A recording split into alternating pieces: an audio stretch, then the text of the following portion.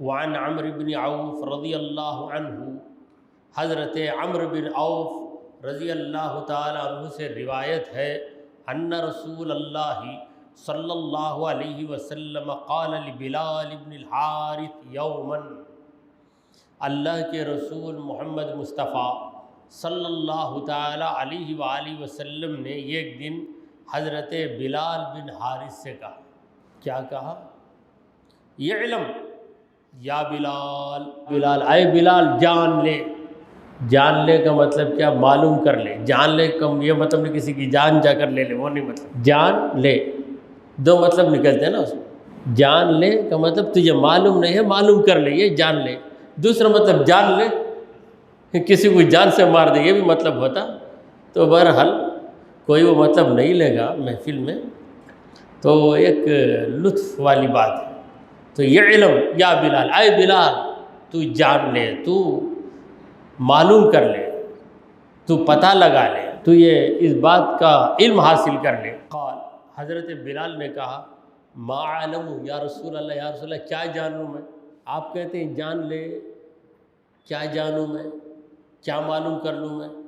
قال، تو نبی کریم صلی اللہ تعالی علیہ وآلہ وسلم نے فرمایا، یعلم ان من احیا سنتا من سنتی، جان لے کہ جس نے میری سنت میں کی کسی سنت کو زندہ کیا، امیتت بعدی، جو میرے بعد مٹا دی گئی، کوئی سنت مٹا دی گئی، مار دی گئی، سنت مر گئی، مطلب کیا؟ اس سنت پہ لوگوں نے عمل کرنا چھوڑ دیا۔ میری وہ سنت جو مٹا دی گئی، جسے لوگ چھوڑ چکے ہیں، ویسی سنت کو کوئی پھر تر و تازہ کرتا ہے، سنت کو زندہ کرتا ہے، کان لہ من الاجر، تو اس آدمی کو اجر ملے گا۔ کس آدمی کو؟ جس نے نبی کریم صلی اللہ علیہ وسلم کی سنت کو زندہ کیا۔ مثل من عمل بہا، جتنے لوگ اس پہ عمل کریں گے اس کا اجر ملتے رہے گا۔ مثلا ایک ایسی بستی میں چلے گئے کہ لوگ وہاں پہ سنت نماز ہی نہیں پڑھتے، فرض پڑھتے بھاگ جاتے، فرض پڑھتے بھاگ جاتے۔ وہاں پر ایک شخص سنت کی نماز پڑھ رہا، اسے دیکھ کر دوسرا پوچھتا، کیا پڑھتے سو بھائی تم؟ فرض پڑھ کو چلے جاتے ہیں ہم، نہیں فرض کے بعد یہ 2 رکعت پڑھنا سنت ہے، مغرب کے بعد 2 رکعت پڑھنا سنت ہے، آپ بتائیں۔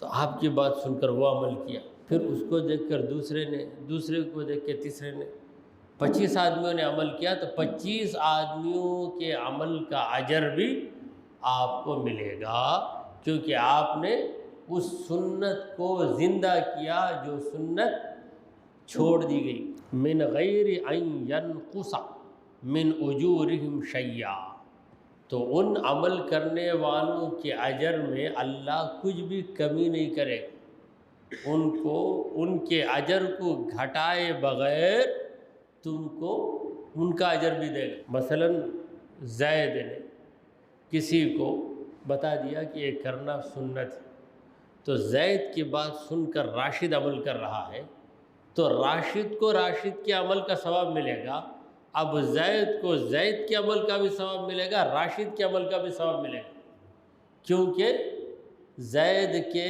بتانے کی وجہ سے راشد نے عمل کیا۔ اللہ تبارک و تعالی اجر دینے میں کمی نہیں کرتا، کسی کو 100 آدمیوں کا بھی اجر دے دے، کیونکہ ایک انسان کی بات 100 آدمیوں نے سن کر عمل کرنا شروع کر دیا، تو 100 آدمیوں کا اجر اس ایک آدمی کو اللہ دے گا، مگر 100 آدمیوں کے اجر میں کسی کے اجر میں کمی نہیں آئے گی۔ وَمَنِ ابْتَدَعَ بِدْعَةً ضَلَالَةً، اور جس شخص نے کسی نئی چیز کو ایجاد کیا اور وہ چیز ضلالتاً گمراہی ہے، غلط راستہ ایجاد کر دیا، لا یرضاہ اللہ ورسولہ، ایسی عادت کو جاری کیا، ایسی عادت کو شروع کر دیا جس عادت کو یا جس طریقے کو اللہ اور اس کے رسول پسند نہیں کرتے ہیں، کان علیہ مثل آثام من عمل بها،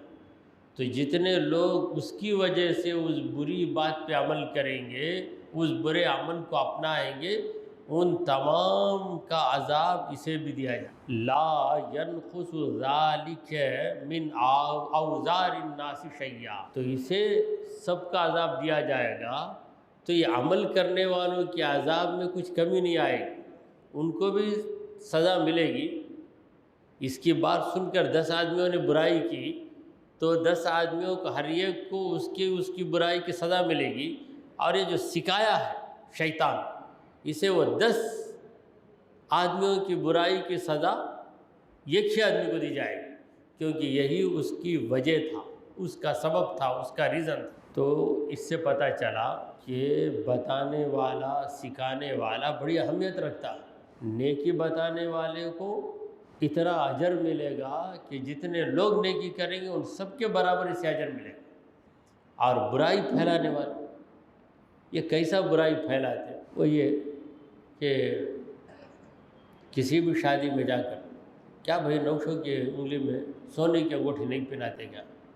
نہیں بھائی، نو پہناؤ بھائی، چلتا سب چلتا.